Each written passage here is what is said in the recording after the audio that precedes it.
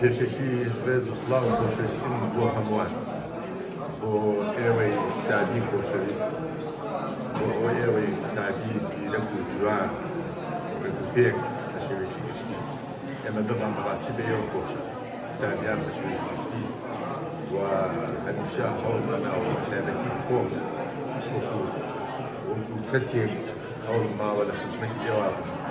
بۆی بتوانم بەشێکی دیاریکراو لە ئاسمانی کتاب بەرزکەمەوە،